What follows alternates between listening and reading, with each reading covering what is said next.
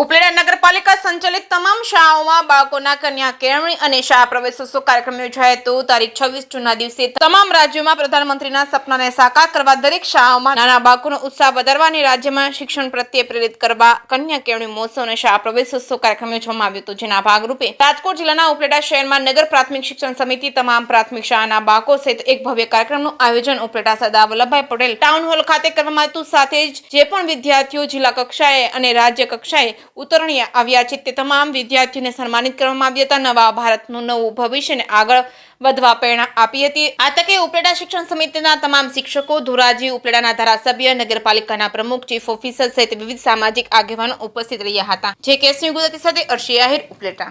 હું નિકુલ ચંદ્રવાડિયા, ચેરમેન શિક્ષક ઉપલેટા।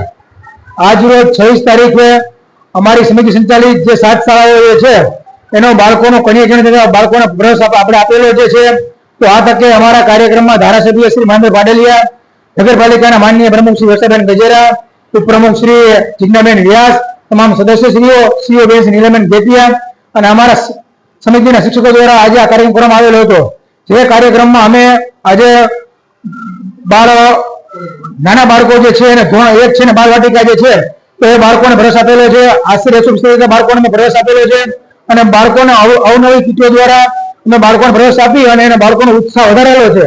ત્યારબાદ આજે અમારી સમિતિની સ્કૂલો જે છે એમાં જેમના નંબર આવેલા હોય રાજ્ય કક્ષાએ, જિલ્લા કક્ષાએ, તો એ બાળકોને પ્રોત્સાહિત કરેલા છે। ત્યારબાદ જે અભ્યાસ કરી રહ્યા છે એમાં ધોરણ 6, 7 અને 8 આ 3 ધોરણના બાળકોને જે નંબર આવેલા છે પ્રથમ નંબરે એ બાળકોનું સન્માન કરેલો છે। તો આજે આપણા માનનીય પ્રધાનમંત્રી શ્રી નરેન્દ્ર મોદી એનું એક આગવી સૂચથી એક સપનું હતું જે વર્ષોથી જ્યારે મુખ્યમંત્રી હતા ત્યારથી આનો પાયો નાખેલો જે છે અને આજે ગુજરાતમાં અત્યારના મુખ્યમંત્રી છે ભૂપેન્દ્ર પટેલ અને એમની ટીમ દ્વારા આજે પૂરા રાજ્યમાં બાળકોને તમામ સ્કૂલોમાં પ્રવેશ કરવામાં આવેલો છે। તો એમાં માનો કે મંત્રીશ્રીઓ, મુખ્યમંત્રીશ્રીઓ, સચિવો, ઉપસચિવો, અધિકારીઓ, પદાધિકારીઓ તમામ આ લોકો અધિકારીઓમાં ભાગ લઈ અને બાળકોને ઉત્સવ જો માહોલ કરી ઉત્સાહ વધારે છે અને નવા ભારતનું નવું ભવિષ્ય એને માટે એ લોકો પ્રયત્ન કરી રહ્યા છે।